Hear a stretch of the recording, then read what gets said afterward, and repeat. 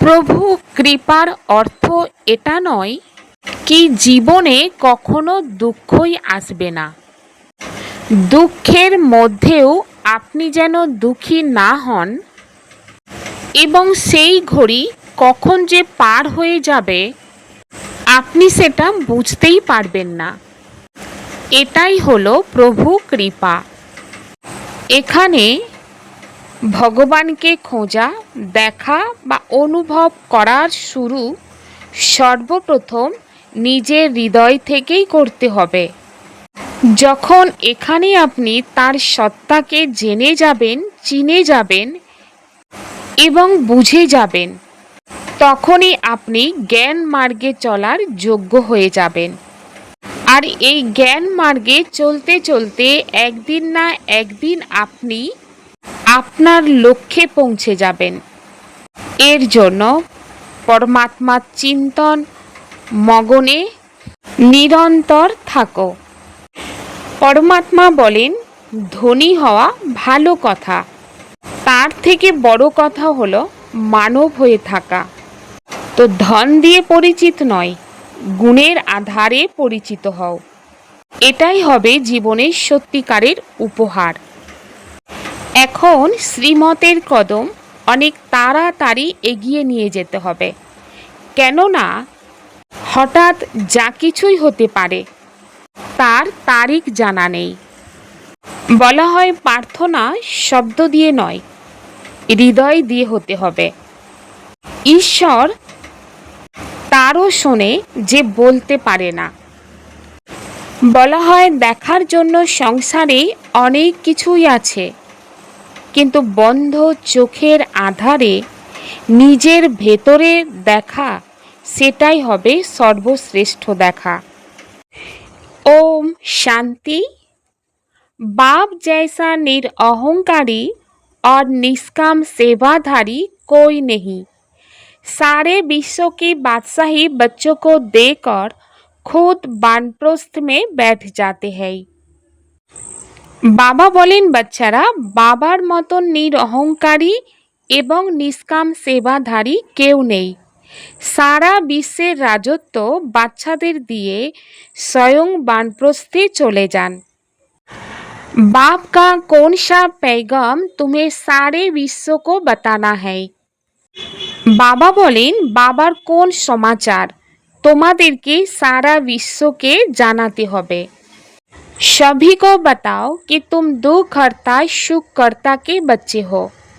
तुम्हें कभी भी किसी को दुख नहीं देना है। तुम सुखदाता बाप को याद करो, उन्हें फॉलो करो, तो आधा कल्प के लिए सुख धाम में चले जाएंगे। यो पैगाम सबको देना है। जो इस पैगाम को जीवन में धारण करेंगे वह 21 जन्म के लिए माया की बेहोशी से छूट जाएंगे। बाबा बोलें बच्चारा सकलके এই কথা বলো যে তোমরা দুঃখ হরণকারী সুখ প্রদানকারী বাবার সন্তান। তোমরা কখনো কাউকে দুঃখ দেবে না। তোমরা সুখ প্রদানকারী বাবাকে স্মরণ করো, তাকে ফলো করো, তবেই অর্ধকল্পের জন্য সুখধামে চলে যাবে। এই সমাচার সকলকে দিতে হবে। যে এই মেসেজ জীবনে ধারণ করবে সে 21 জন্মের জন্য মায়ার বেহুশি থেকে মুক্ত হয়ে যাবে। পরমাত্মা বাবা হলেন আমাদের অর্থাৎ আত্মাদের বাবা। আত্মাই হলো মুখ্য। তো বাবা বলেন বাচ্চারা তোমরা এখন জেনেছ। তো আমরা কি জেনেছি? আমাদের আত্মা পরমপিতা পরমাত্মার সম্মুখে বসে রয়েছে। বাবা বলেন তোমাদের সোল সুপ্রিম সোলের সম্মুখে বসে রয়েছে। তোমাদের নিজস্ব শরীর রয়েছে, কিন্তু পরমাত্মা বাবার নিজস্ব শরীর নেই, লোন হিসাবেই শরীর নেয়। গুরুরা মানুষকে তীর্থযাত্রায় নিয়ে যায়। ভক্তি মার্গে রয়েছে অসংখ্য গুরু। ভারতের তো স্ত্রীরা তাদের স্বামীদের গুরু ঈশ্বর মনে করে। বাবা বাচ্চাদের বোঝান, তোমরা তো বাচ্চা, তাই না? তোমরা জানো যে আমরা অসীম জগতের পিতার সন্তান। অসীম জগতের উত্তরাধিকার পুনরায় প্রাপ্ত করতে এসেছি। এখন আমাদের সদ্গতি প্রাপ্ত করতে হবে। এই নিশ্চয় তো রয়েছে, সমগ্র দুনিয়া দুর্গতিতে রয়েছে, পতিত হয়ে গিয়েছে, পবিত্র হওয়ার জন্য আহ্বান করে। তাহলে ভারতে কত অগণিত গুরু রয়েছে। কারোর 100 জন শিষ্য, কারোর 500, আবার কারোর 50ও রয়েছে, কারোর আবার লক্ষ লক্ষ কোটি কোটিও হয়। যেমন ইসলামী গুরু আগার খাঁ, ওনার কত ফলোয়ার্স, ওনাকে কত সম্মান করে। এটা তো কোনো ব্যাপার নয় যে সে কি করেছে, কিন্তু ওনাকে কত সম্মান করে। ভক্তি মার্গে গুরু অনেক, তারাও আবার নাম্বার অনুক্রমে হয়। কারোর উপার্জন পদম গুণ হয়, তো আগার খানের উপার্জন প্রচুর। ওনার শিষ্যরা ওনাকে ওজনের সমান পরিমাণে হিরে দান হিসাবে দিয়েছিলেন। একদিকে হিরে, অপর দিকে তাদের গুরু। হিরের দান করে থাকে তো কত হিরে হবে। আজকাল অনেকে সোনার সমতুল্য ওজনে পরিমাপ করে। দ্বিতীয় হলো প্ল্যাটিনাম, তা হলো সোনার থেকেও দামি, তাও ওজন করে দিয়েছিল। দেখো গুরুর কতখানি মান মর্যাদা। এই রকম গুরু প্রচুর রয়েছে। এই গুরুকে সদ্গুরু বলা হয়, অর্থাৎ পরমাত্মা বাবাকে সদ্গুরু বলা হয়। তো এখন তোমরা তাকে কি দেবে? আর ওনাকে ওজন করবে কি করে? হীরের ওজন করে দেবে? ওনার তো ওজন কি হতে পারে? স্বয়ং ওনার তো কোনোই ওজন নেই। শিব তো হলেন বিন্দু, ওনাকে তোমরা কিভাবে ওজন করবেন? তোমাদের এই গুরু কত ওয়ান্ডারফুল, সবচেয়ে হালকা, একদম সূক্ষ্ম।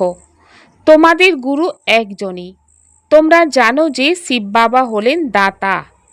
ঈশ্বর কখনো কিছু গ্রহণ করেন না, তিনি দান করেন। ঈশ্বরের উদ্দেশ্যে সকলে যে দান করে, মনে করে পরের জন্মে এর ফললাভ করব, কামনা তো রাখেই। इन जैसी निष्काम सेवा कोई कर नहीं सकता। निष्काम सेवा भी कैसी है? बच्चों को विश्व का सुखधाम का मालिक बनाते हैं। बाबा खुद थोड़ी विश्व का मालिक बनते।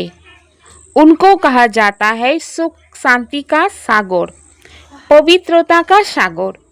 बच्चों को हर एक बात अच्छी रीति समझाई जाती। एक ही बात से तुमको जीवन मुक्ति मिल जाती है। परमात्मा बाबा হলেন বিশ্বপিতা। বাবার মতন নিষ্কাম সেবা আর কেউ করতে পারে না। নিষ্কাম সেবাও কেমন? বাচ্চাদের বিশ্বের সুখধামের মালিক করে দেন। বাবা স্বয়ং কি বিশ্বের মালিক হন নাকি? তা হন না। ওনাকে বলা হয় সুখের সাগর, শান্তির সাগর, পবিত্রতার সাগর। বাচ্চাদের প্রত্যেকটি কথা ভালোভাবে বোঝানো হয়। অদ্বিতীয় পিতার থেকে তোমরা জীবন মুক্তি পেয়ে যাও। বাবার থেকে স্বর্গের উত্তরাধিকারী লাভ হয়। নিশ্চয় করো, ব্যাস বাবা আর উত্তরাধিকারকে স্মরণ করতে হবে। বাবাকে বলা হয় জ্ঞানের সাগর। সমগ্র সাগরকে কালি মনে করো। সমগ্র জলকেও যদি কলম, জঙ্গলকে যদি কলম হিসাবে ধরে নাও, তবুও শেষ করতে পারবে না। তোমরা শুরু থেকে যদি লিখতে থাকো তবে অসংখ্য বই হয়ে যাবে। এই নলেজ তো অতি মূল্যবান, যা ধারণ করতে হবে। তোমরা বাচ্চারা জানো যে এ তো পরম্পরাগতভাবে চলে না। বাবা এসে বাচ্চাদের নিজের পরিচয় দেন, সেটাই অনেক বেশি। বাবার পরিচয় দিলে, রচয়িতাকে জানলে রচনার জ্ঞানও এসে যায়। বুদ্ধি বলে যারা সত্যযুগে আসবে তাদের পুনর্জন্ম হবে অধিকবার। চক্রতে যে প্রথমে এসেছে সেই আসবে, এই চক্রকে ভালোভাবে বুঝতে হবে। গানেই শুনেছ আমাদের তীর্থ একেবারেই অনুপম। ওরা তো জন্ম জন্মান্তর ধরে তীর্থ যাত্রা ইত্যাদি করে এসেছে। এ হলো তোমাদের কেবল এক জন্মের যাত্রা। বাবা বলেন এই আধ্যাত্মিক যাত্রায় সামান্যতম কষ্টও নেই। জ্ঞান প্রদানকারী হলেন একমাত্র সদ্গুরু। সদ্গতি তো কারোর হয় না, উনি হলেন সুপ্রিম জ্ঞানের সাগর। সকলের সদ্গতি হয়ে যায়, বাকি আর কি চাই? তত্ত্বও শতপ্রধান হয়ে যায়। এই স্থান হল তমপ্রধান, সেই জন্য বায়ু ইত্যাদিও তমপ্রধান হয়ে যায়। কত ভূমিকম্প ইত্যাদি হয়। সত্যযুগে কোনো দুঃখ দেওয়ার মতন বস্তু থাকবে না। বাবা হলেন দুঃখ হরণকারী, সুখ প্রদানকারী। তোমরা হলে ওনার সন্তান, কাউকে দুঃখ দিও না। সকলকে এই পথ বলে দিতে হবে সুখের উত্তরাধিকার পাওয়ার। এখন বাবা বলেন তোমাদের সুখ দিতে হবে। বাবা তোমাদের অর্ধেক কল্পের জন্য এমন সুখ দেন ওখানে দুঃখের নাম থাকে না। তোমরা জানো বাবার থেকে 21 জন্মের উত্তরাধিকার পাওয়ার জন্য আমরা এখানে এসেছি। বাবা বলেন তোমরা হলে স্টুডেন্ট, তাই না? তোমাদের মনের হৃদয়ে রয়েছে যে আমরা শিব বাবার থেকে স্বর্গের সুখ নিয়ে থাকি, তখন সকল দুঃখ দূর হয়ে যায়। বাবা আমাদের সঞ্জীবনী বুটি দেন সচেতনায় ফিরে আসার জন্য। পুনরায় 21 জন্ম কখনো মূর্ছিত হবে না। সেই সঞ্জীবনী বুটি হলো মন্মনাভব। সকলের সদ্গতি দাতা হলেন একমাত্র বাবাই। ওনাকে নিরাকার নিরহংকারী বলা হয়ে থাকে। যে শরীরে আসেন তিনি সাধারণ। বাবা বলেন নিজেরাই নিজেদের শ্রী শ্রী লিখে থাকে। সেই বাবা হলেন নিরাকারী নিরহংকারী। এখন তোমরা ওনার সম্মুখে বসে রয়েছ। जानती हो वह हमारा बाप टीचर सदगुरु है। बाकी तो सब भक्ति मार्ग के अनेक गुरु है। गुरुओं के भी गुरु होते हैं, इनका कोई गुरु नहीं। ये सत बाबा सत टीचर सदगुरु है। तुम जानते हो आत्मा ही संस्कार धारण कर रही है। बाबा भी आत्मा है ना, उनमें भी गुण है। বাবা বলেন এখন তোমরা বাচ্চারা জানো যে তোমরা ওনার সম্মুখে বসে রয়েছে, অর্থাৎ বাবার সামনে বসে রয়েছ। তোমরা জানো যে উনি হলেন আমাদের বাবা শিক্ষক সদ্গুরু। বাকি ভক্তি মার্গে তো অনেক গুরু রয়েছে, গুরুদের গুরু রয়েছে, এনার কোনো গুরু নেই। ইনি হলেন সত্য পিতা, সত্য শিক্ষক সদ্গুরু। তোমরা জানো যে আত্মা সংস্কার ধারণ করছে। বাবাও তো আত্মা, তাই না? ওনার মধ্যে গুণ রয়েছে। তোমাদের গুণ আলাদা আলাদা হয়ে যায়। এই সময় তোমাদের যে গুণ আছে বাবারও তাই রয়েছে। পরে সত্যযুগে তোমাদের দৈবিক গুণ হয়ে যাবে। বাবা হলেন জ্ঞানের সাগর, প্রেমের সাগর। শিব বাবাকে 16 কলা সম্পূর্ণ বলতে পারবে না, তিনি তো স্থিতিশীল। বাবা হলেন এই টাইটেল তোমরা আমাকে দিতে পারো না।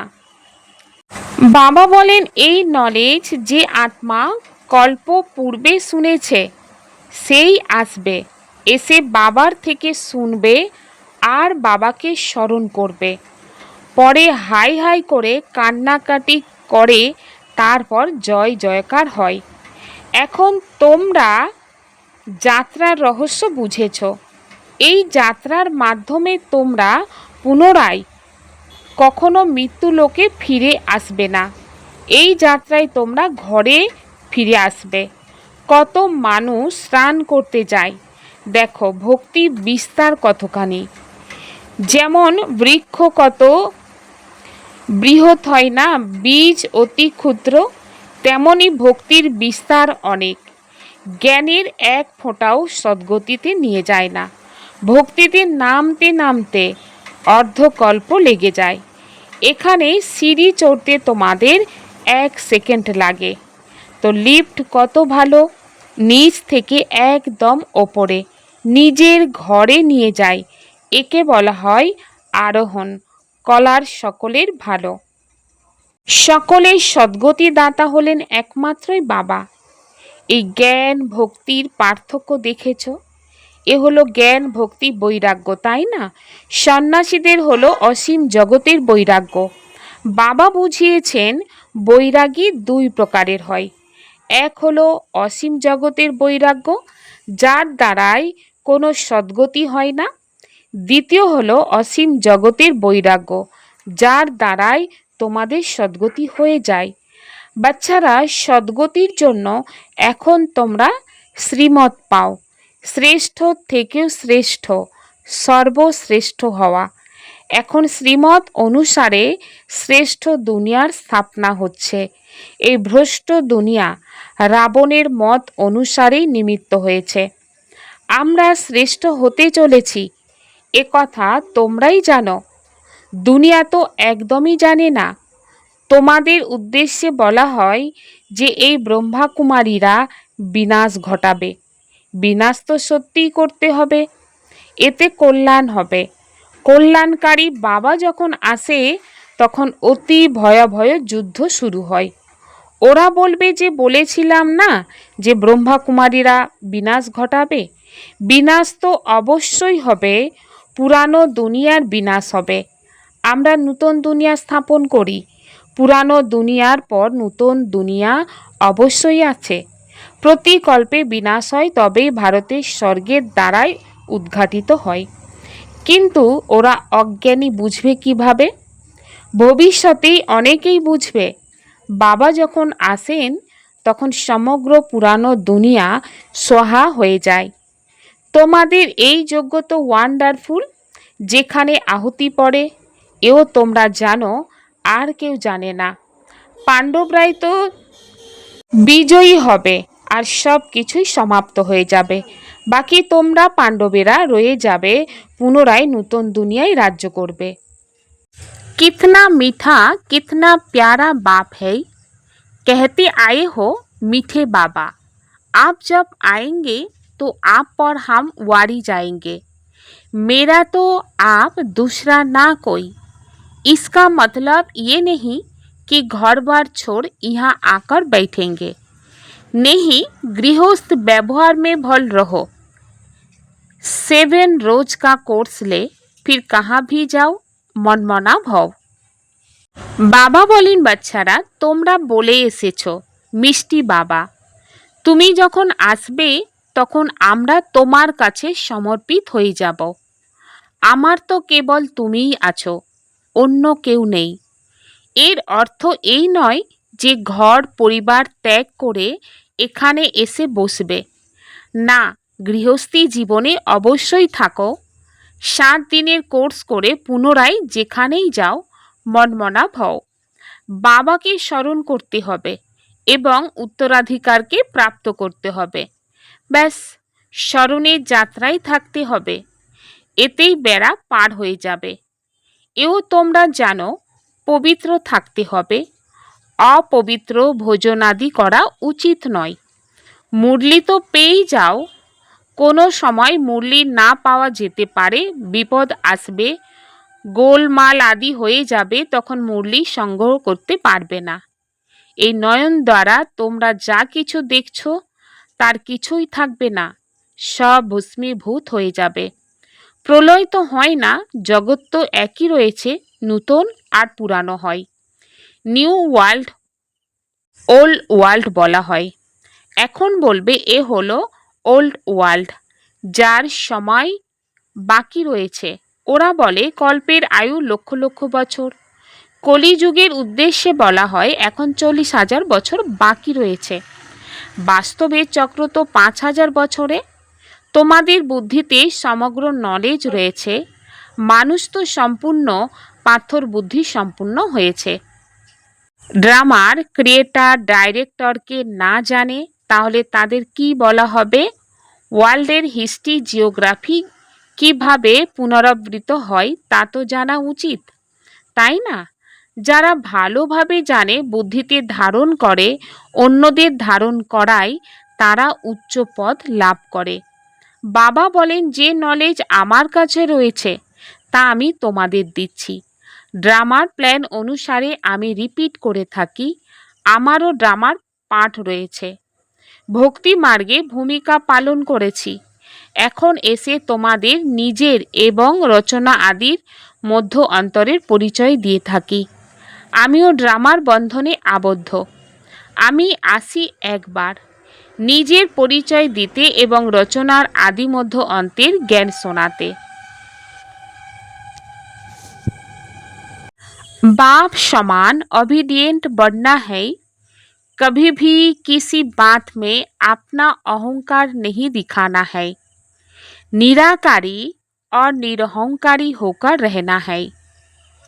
বাবা বলেন, বাবার সমান অবিডিয়েন্ট হতে হবে, অর্থাৎ বিশ্বস্ত হতে হবে। কখনো কোনো বিষয়ে নিজের অহংকার প্রকাশ করা উচিত নয়। নিরাকারী এবং নিরঅহংকারী হয়েই থাকতে হবে।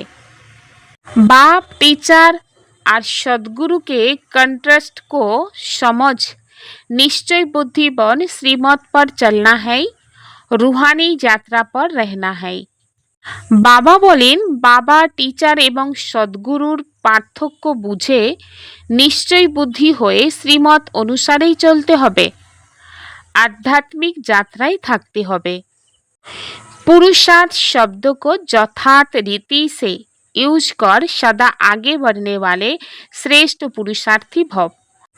कोई बार पुरुषार्थी शब्द भी हार खाने में व असफलता प्राप्त होने में अच्छी ढाल बन जाता है। जब कोई भी गलती होती है तो कह देते हैं हम तो अभी पुरुषार्थी है, लेकिन यथार्थ पुरुषार्थी कभी हार नहीं खा सकते, क्योंकि पुरुषार्थ शब्द का यथार्थ अर्थ है स्वयं को पुरुष अर्थात आत्मा समझकर चलना।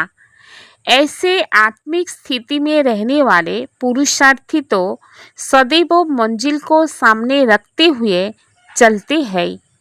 वो कभी रुकते नहीं, हिम्मत उल्लास छोड़ते नहीं। বাবা বলেন, পুরুষার্থ শব্দকে যথার্থ রীতিতে ইউজ করে সর্বদাই সামনে এগিয়ে গিয়ে শ্রেষ্ঠ পুরুষার্থী হতে হবে। কোনো কোনো সময় পুরুষার্থ শব্দ হেরে যাওয়ার জন্য বা অসফলতা প্রাপ্ত করার জন্য এক ঢাল হয়ে যায়। যখন কোনো ভুল হয় তখন বলে দাও আমি তো এখন পুরুষার্থী। কিন্তু যথার্থ পুরুষার্থী কখনোই হেরে যায় না, কেননা পুরুষার্থ শব্দের যথার্থ অর্থ হল স্বয়ংকে পুরুষ অর্থাৎ আত্মা মনে করে চলা। এমন আত্মিক স্থিতিতে থাকা পুরুষার্থী তো সর্বদাই লক্ষ্যকে সামনে রেখে চলে। সে কখনোই দাঁড়িয়ে যায় না, সাহস আর উৎসাহ ত্যাগ করে না। मास्टर सर्वशक्तिमान की स्मृति में रहो, ये स्मृति ही मालिकपन की स्मृति दिलाती है।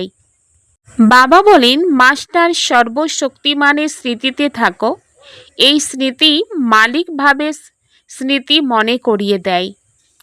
জ্বালা স্বরূপ স্থিতিতে থেকে শক্তিশালী স্মরণের অনুভব করতে হবে। যে কোনো কাজ করার সময় বা কথা বলতে বলতে মাঝে মাঝে সংকল্পে ট্রাফিককে স্টপ করো। 1 মিনিটের জন্য মনের সংকল্পকে, যদি শরীরের দ্বারাই কোনো কর্ম চলে তাকেও বন্ধ করে এই প্র্যাকটিস করো, তখন বিন্দু রূপে পাওয়ারফুল স্টেজে স্থিত হতে পারবে। অব্যক্ত স্থিতিতে থেকে কাজ করা যেমন সরল হয়ে যাচ্ছে, তেমনি এই বিন্দুরূপে স্থিতিতেও যেন সহজ হয়ে যায়। এটাই হলো যোগের জ্বালা স্বরূপ স্থিতি। ওম শান্তি।